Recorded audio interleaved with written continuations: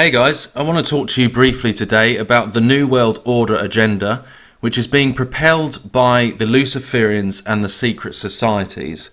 But today I want to look at a more psychological level and how we can trace the same patterns that are being employed to propel this further, how we can see those very same patterns in emotional abuse. Because ultimately it is the same methods of manipulation and control and mind control social engineering is using to propel this very agenda further forward. And I think that helps when we can simplify it to that degree. So ultimately here we are referring to what we call in the United Kingdom, I'm not sure if you use this term in America, but we call it the Nanny State, which is the government regarded as overprotective or as interfering unduly with personal choice. And that's the nanny state. So ultimately here we're dealing with two sides of the same coin, of a nanny state which is incredibly over-nurturing and smothering, and on the other side you've got the police state, which is harsher approach. And we seem to see both of these sides, the nanny state and the police state, emerging in our society more and more and growing. And it's very similar to the traits of the Jezebel spirit, which is ironic because, you know, this the rise of this spirit in society. So with the Jezebel spirit, if you remember, we had this whole form of manipulation where it would be push and pull, hot and cold, idealize and discard, which coincides with this hot and cold, the nurturing side, and then the treating everyone like a terrorist, which is the police state. So it's this idealize and discard. And actually you see a lot of these same traits of manipulation that you can read around here happening to society at large in this day and age. So as I said, on the one hand you've got the over-nurturing side, which includes things like the welfare state, which is actually, when it comes down to it, a form of dehumanization and undermining individuality and just making people rely, like children, on the state.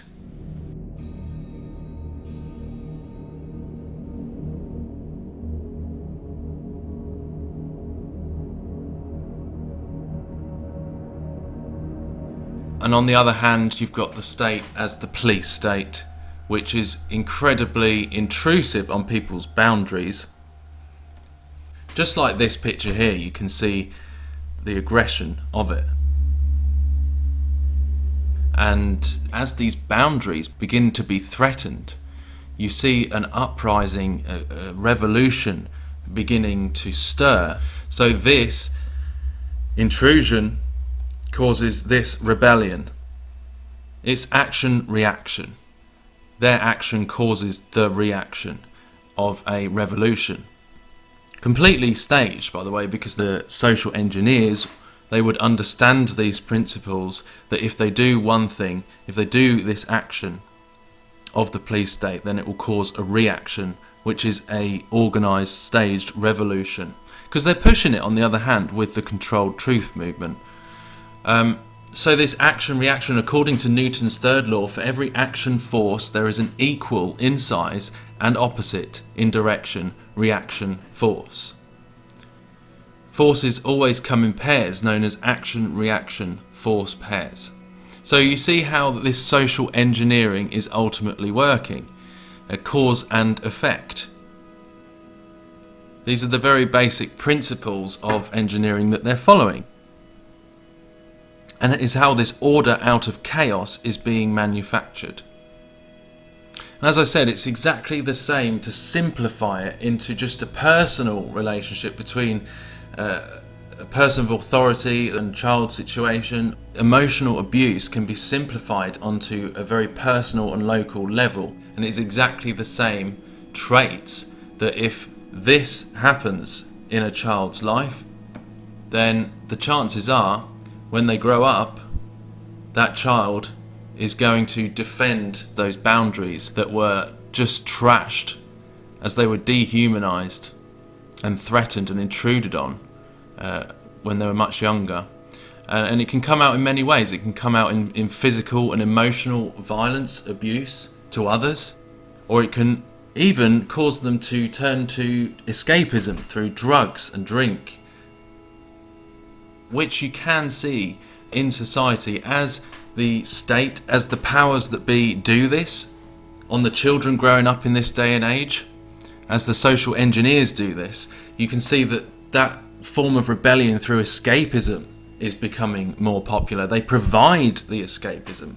The people turn to drugs and rebel and feel like this is some kind of escape from the elite's agenda, when in actual fact they all have a hand in this anyway. It is Hegelian dialectic, the illusion of choice.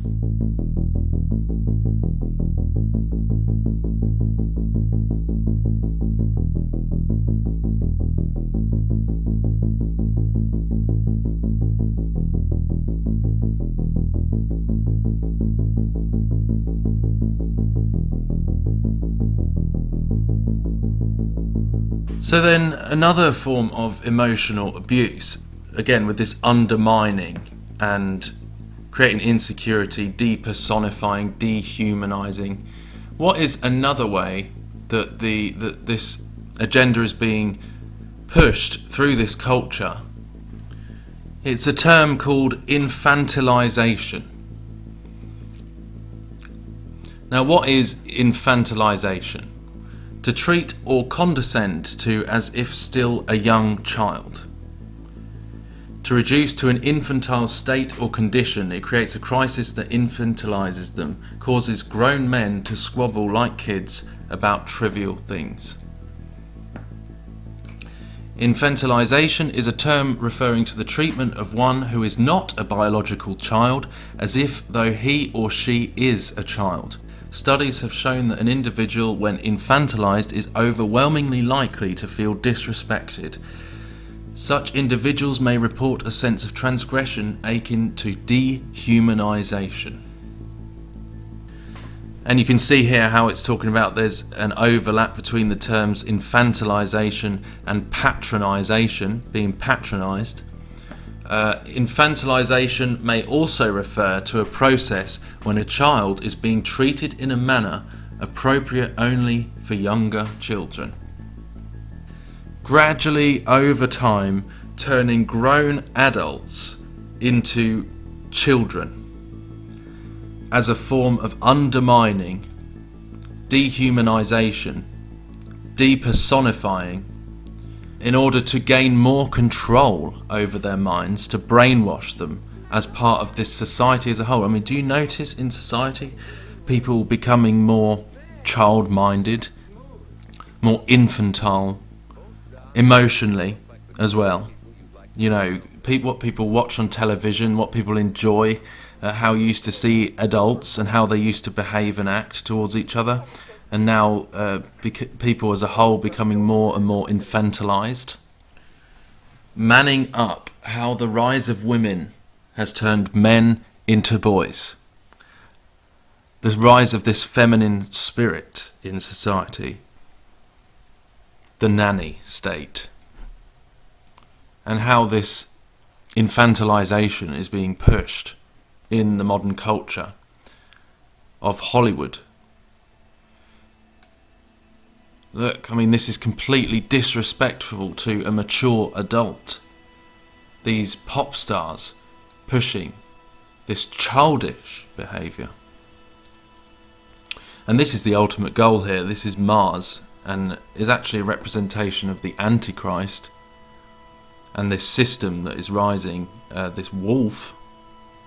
And you know, this represents the people of our society feeding off of the breast of this Antichrist system. And this is the nanny state. You know, this is the ultimate goal. You know, we are adults, we are not feeding at the breast. And you know, if you think about this, is quite frankly ridiculous. Grown men striving and running after Pokemon.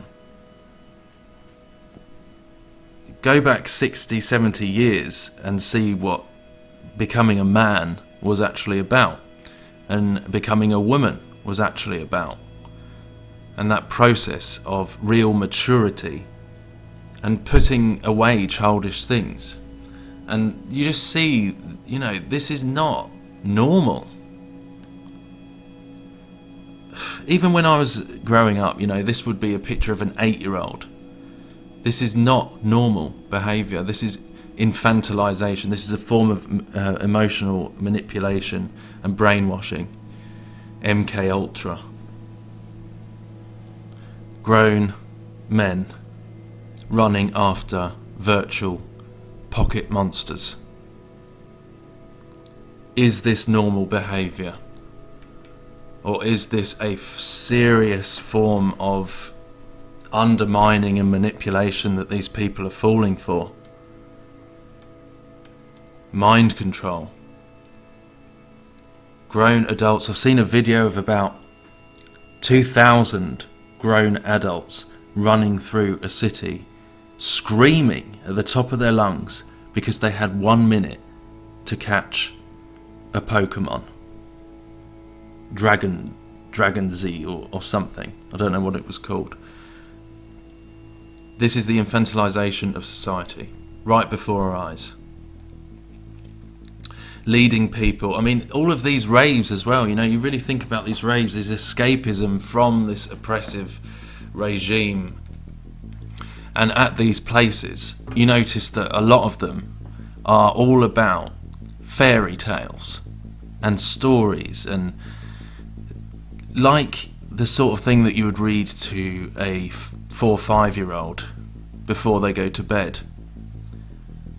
That's what this is, but mixed with all sorts of abominations as well, and sinful practices and drugs and all sorts of things. But you notice that how they're all centered around fairy tales and mythical creatures and things that you would read to a young child.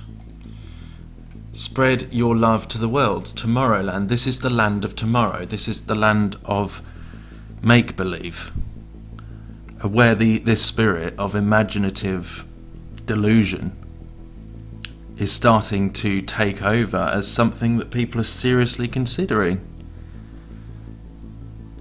Grown adults chasing after this craziness, this delusion.